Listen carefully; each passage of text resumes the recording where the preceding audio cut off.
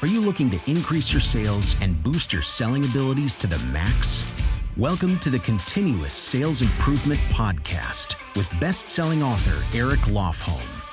Eric has trained over 10,000 students, and they have generated over $500 million in sales increases over the last 20 years. One thing he understands is that being a lifelong learner is key to your sales success. Every week, Eric Lofholm interviews elite sales and business professionals and discovers what helps make them the legends they are today. Hi, this is Eric Lofholm. I'd like to welcome all of you to another great edition of the Continuous Sales Improvement Podcast. I've lined up another fantastic guest today. Today I'm joined by Bob Burg. Bob is the author of many books, including the Go-Giver, Endless Referrals. He's been training for several decades. He's one of the top trainers in the world today. Bob, I want to welcome you to the podcast. Well, I love that introduction, and I want to say the same to you and many more. My goodness, you have been the icon of the sales training space, and it's just such a pleasure to be with you. I always enjoy it when we're able to spend some time together. And why don't you start off and just share a little bit about your background so my audience can get to know you a little bit for those that are new to your conversation. Yeah, I began as a broadcaster, actually. I started out as a local sportscaster near where I grew up, moved to Midwestern United States to take a job in news. It was with a very, very small ABC affiliate, and I worked my way up to the late night news guy, the late night news anchor, and I really wasn't very good. I could read the news, but I mean, I wasn't a journalist, certainly. And it wasn't long before I like to say, graduated into sales. Now, the challenge was I had no formal sales training, and the company where I was working, we'll just say their sales training was negligible. It was non-existent. And so I floundered for the first few months. I mean, I knocked on a lot of doors and made a lot of calls and did all the things. I got in front of people and blah, blah, blah, blah about my product and so forth. And, I got nowhere fast. Jim Rohn would have, the late, great Jim Rohn would have said, I had the motivation, but not the information. Right. And we know we need both. You can have the information, but not the motivation. You're still not going to go anywhere. So you do need both. But I didn't have the information. And then one day I'm in a bookstore and I come across a couple of books on selling, which was a big thing to me. Now, this is 40 years ago or so. It wasn't quite as big as it is now. So I really didn't even know there were such things as books on selling.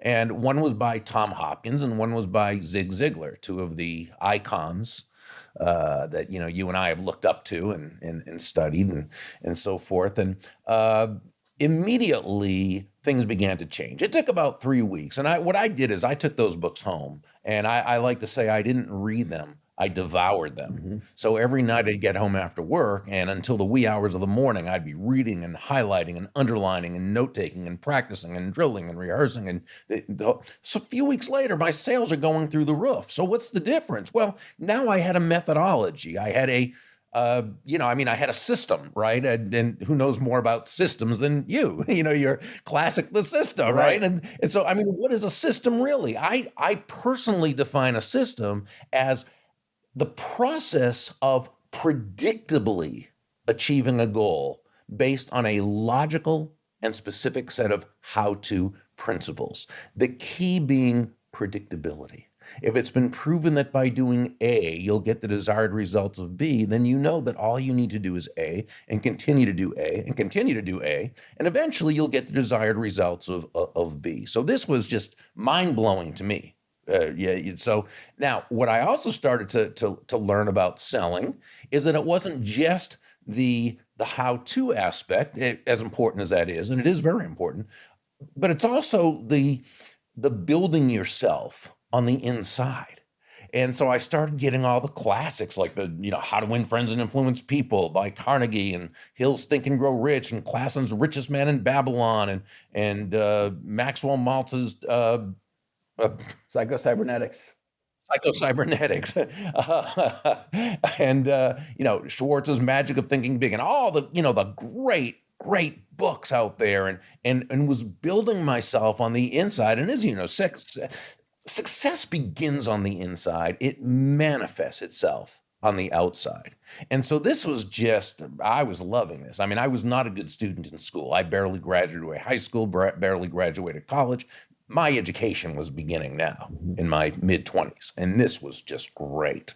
And so eventually I worked my way up to sales manager of another company and people started asking me to show their people how to do what I was doing. And, what do they say in the old Seinfeld show? Yada, yada, yada. 35 or so years later, here we are talking. What inspired you to write? Was Endless Referrals, was that your first major book? Yeah. Yeah. I wrote that one strictly for utilitarian reasons. I had been speaking for a few years, I guess, and I had started to build up a pretty good business. Not quite where it needed to be, but it was getting there. And I was at a National Speakers Association conference. I think it was my second one I'd been at. And a few of the older pros in the business, right? And they said to me, Berg, what you really need to do next is write a book. Now, by the way, I was, having fun doing two aspects of speaking. One was the speaking part, which my fees really weren't that great at the time. I was young and I was starting out, but I was selling a whole lot of, well, this is how long ago it was, cassette tape albums, Right. From the stage. And so things were going all right. I didn't really feel the need for a book. I kind of liked the model I was going with right there. But they said, when you write a book, it's going to help you position yourself better as a speaker. You'll be taken more seriously. You'll be better positioned. You'll have higher fees. It'll be easier to get the bookings and so forth. And it sounded right. And so I wrote Endless Referrals again, totally for positioning purposes. And that was a book I used as an outbound marketing tool. Mm-hmm. That's what I used. Now it ended up, I think we're at about 300,000 or 350,000 or something that it's, continued to sell for years with some revised editions. But that was really an outbound marketing tool, and it was a positioning tool. Yeah. is what it was. So yeah, that was the first one. Awesome. Well, share with our listeners, what is your number one sales increasing idea, or one of your top ones? If you were going to say, hey, here's one thing, if you did this, what would you say? Eric, I think it's very simple, and you alluded to this early in the system. It's when you were talking about setting appointments. Mm-hmm. And I say this from stage, when I used to speak in front of people live at events before COVID, right, so forth. And I'd often say, a room full of salespeople, and I'd make this statement. I'd say, nobody's going to buy from you because you have a quota to meet. Okay. They're not going to buy from you because you need the money. And they're not even going to buy from you because you're a really nice person. They're going to buy from you because they believe that they'll be better off by doing so than by not doing so, right? If we can do the same thing about why they're going to set an appointment with you, as you talked about. It's going to be because they feel there's value in their taking the time to meet with you. So the one advice is understand great salesmanship is never about the salesperson. That doesn't mean we don't have to know what we're doing, be skilled, of course, that's not what I'm saying. But great salesmanship is never about the said. Great salesmanship is never about the product or service, as important as that is. Great salesmanship is always about the other person. It's your focus being on bringing immense value to them. It's about their being better off by having you as part of their life and owning your product or service. That's the big thing. It's shift your focus. That's what the Go-Giver is all about. It's shifting your focus from getting to giving. And when we say giving, we simply mean constantly and consistently providing immense value to others. Understanding that not only is it a more fulfilling way of conducting business, it's the most financially profitable way as well. And what was the catalyst behind the Go-Giver as far as bringing that into the world?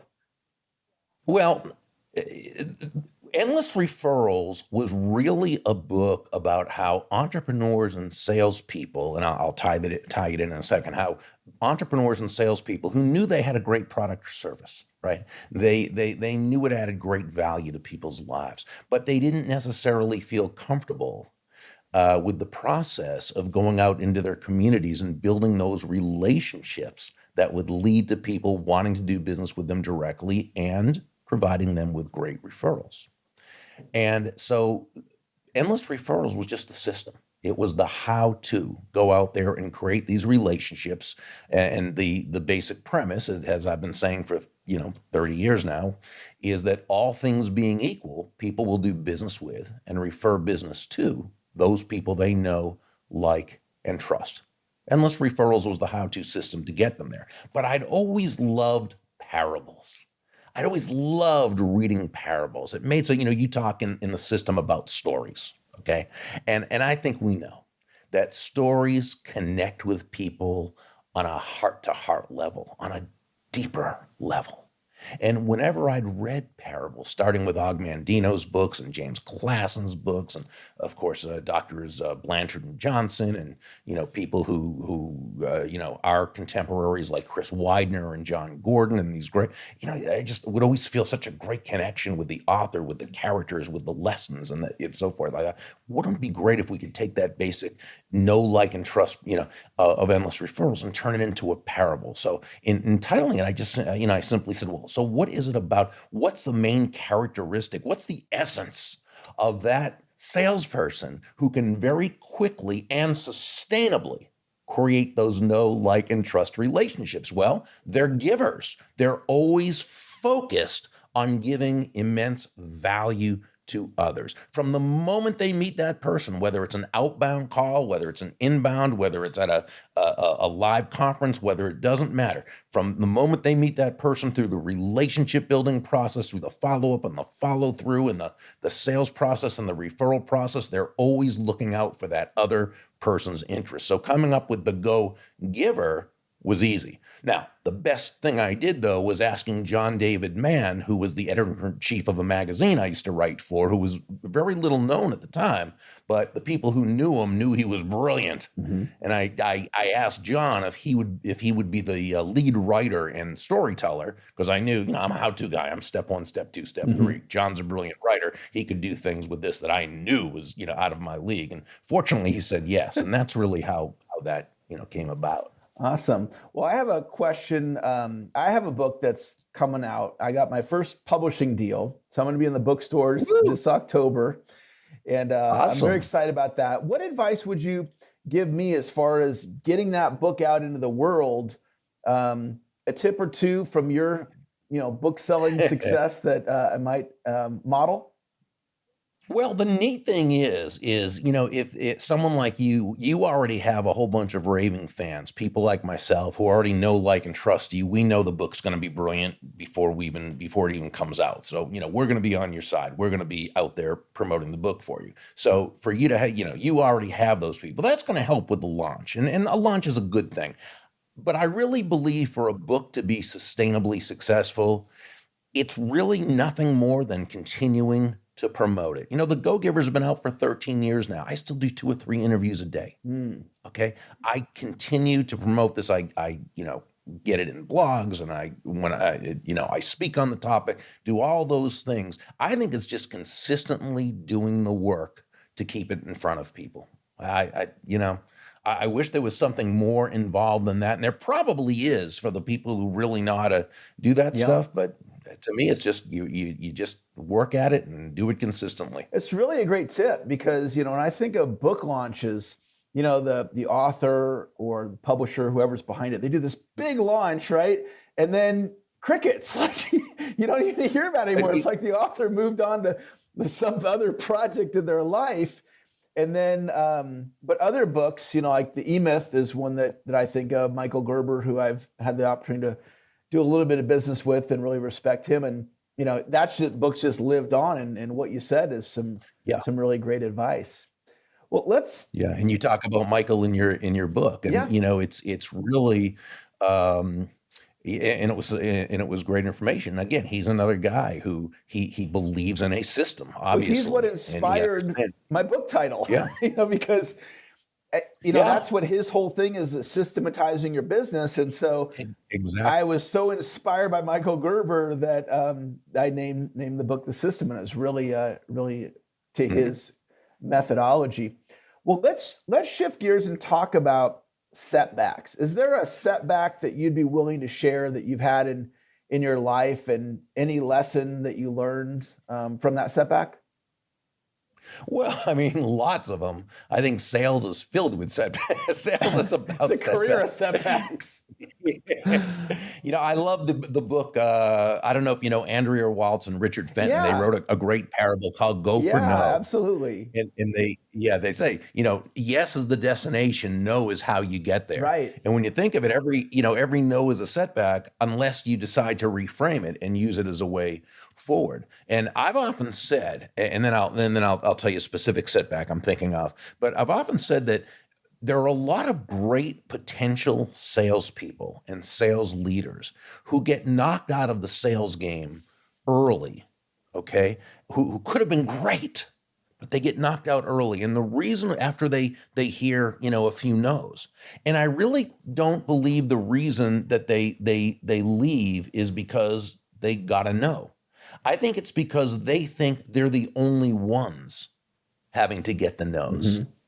Because they see people at their company awards meeting, or they hear about these, people that, look great and smell great and walk across stage, and they have all these, acclaims, and they think, oh, well, that person just, that person just always had it. They always knew, they didn't know, they look at you and they say, wow, like the greatest salesman in the world. They don't realize you were like a month away from not hitting quota 1 month and almost got fired before you even got started.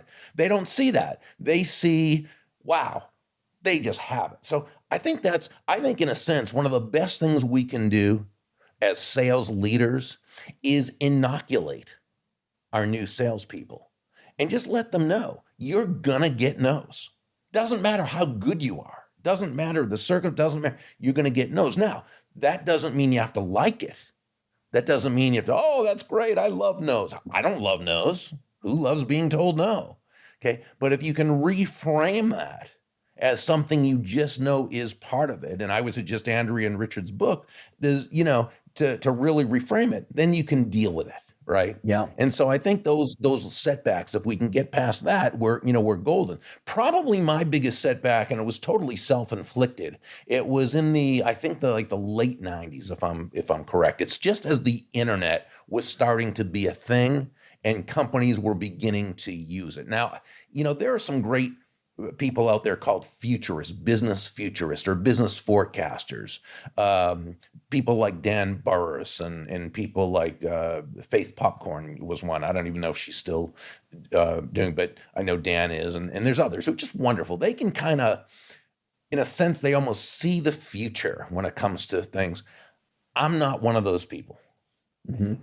I'm the person who said, this internet thing will never take off. Okay? In fact, I didn't want it to, because by that point, my business was actually doing really, really well. And, I didn't want to change. Some people, they love change. One of the things, in the personal development field, which we're both very heavily, of course, involved in, there's a thing what I call the political correctness of the personal development field. And that is, everything's great. Everything bad is really great. Well, no, it's not. And so one of the things is change is wonderful. No, it's not. Not for me. I like to learn something, get really good at it, and never change. But there's a problem. Change does happen, whether we want it to or not. But what I did, and what was self-inflicted, is I said, my business is so good, I don't have to bother getting up to speed with this internet stuff. My clients love me. They didn't love me that much. And I really blew it. And my business just, boom, that was it. I had to basically rebuild my business almost from scratch. And because I just didn't want to change. And what I came to realize, of course, was you don't have to like the idea of change. You just have to be willing to change, whether you like it or not. And so that was a very important lesson. If you know you need to do something, successful people deal in truths. They don't ignore the truth because it's inconvenient and say, well, I'll just ignore it and it's going to go. No, it's not going to go away. And that was something I don't know if I learned it the first. I probably relearned it because I had to have known something like that before.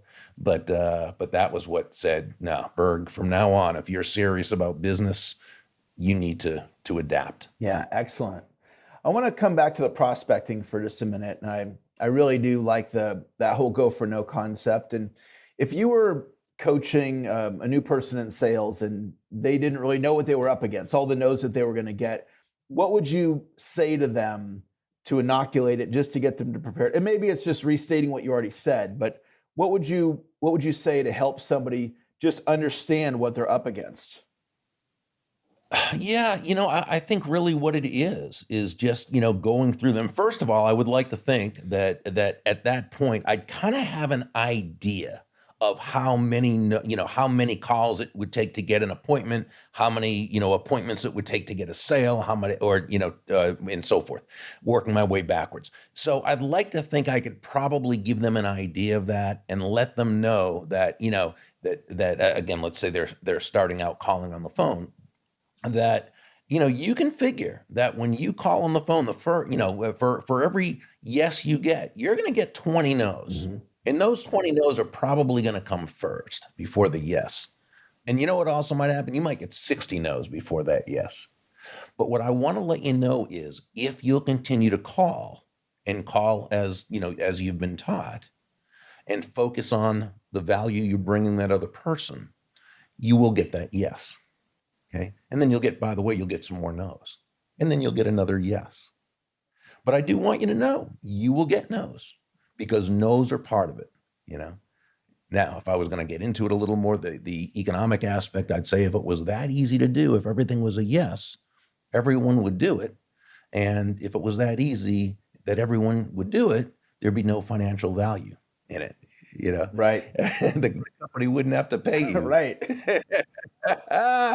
So the fact that there's no's. Now, we could also remember we can do the thing, and this is a little bit more logical, and as we know, that doesn't always cut it, but to divide up how many, if a yes equals X amount of money, then, how much does that each no, make for them? And then, got a no, bing, ka-ching, thank you, on to the next call. A no, ka-ching, good, onto the next call. But again, that's kind of logical and may not have the effect. I think I'd really want to do that first part by just explaining what it is, that you're going to get the no's. Now you mentioned, and by the way, you're still doing interviews for your book, right? You're still promoting it. What's a goal that you have in your life or your business right now? Well, it's more the projects that we're working on. We're just about, my business partner, Kathy Tajanel, and I are just about to open a new membership community called the Go-Giver Success Alliance, which is a private mentorship community. So we're very excited about that. We also have a licensing program we've been building for the last 10 years where we have a team of certified Go-Giver speakers from all over the world. And we teach them how to not only teach the information in the Go-Giver, Endless Referrals, Genuine Influence, the different programs, the 30 years worth of, I guess, intellectual properties, for lack of a better word, that I've developed over this time, but how to build a successful paid speaking business as well.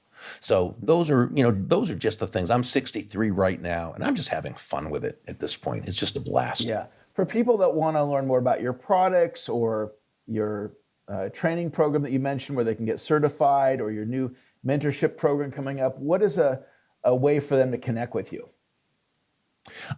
Best places is just Burg, BURG.com. That's, by the way, also one of the neat things about being 63, that back in the 90s, before I even wanted anything to do with the internet, I got a call from a couple of guys who were in Silicon Valley. And they were computer people there, and they had utilized endless referrals to actually build their computer business. And they said they wanted to thank me by giving me some advice. I said yes, and they said, I want you right now to get something called Burg.com. And I said, why on earth would I ever want to get something called Burg.com? They said, just trust us. You're going to thank us a few years from now. So I actually have Burg.com. They showed me how to do it, and I actually got Burg.com. Yeah, that's awesome. All right. How do you learn when you are studying something? Do you like to read? Are you a podcast studier? Do you do YouTube? Do you do all of it? You hire consultants? How do you like to learn? I'm a book person. I really enjoy learning out of books and then practice. That's just, to me, it's all that, book and practice. Now, when I was starting in sales, though, I did listen to a lot of, again, cassette tape albums. I think I listened to Ziggs after I got his book. I got his album, and I think I listened to it like 16 times in a row or something, just nonstop, just over and over and over. I'm sure you've done that too. Yeah. And so, we've probably listened to so many of the same people. So that's also a way that I enjoy. Because if I'm driving, obviously it's, it's turning wasted time into university time. But I'm a book person. I really do enjoy, and I find I learn well out of books. Yeah, and you can see behind you, you got a whole library of books there. So I'm a big reader as well. I grew up with the audio cassettes, and I think that gave us an advantage when we had all that drive time, because nowadays they have Audible, and there, of course, you still can get the content on audio, but I don't know that the younger salespeople coming up now are doing the same kind of repetition where you listen to an audio again and again and again. Brian Tracy and Zig and all the people that, I'm fans of all the same people that you mentioned as well. Well, Bob, it's been just wonderful to be with you today. And I wanted to introduce you to my community.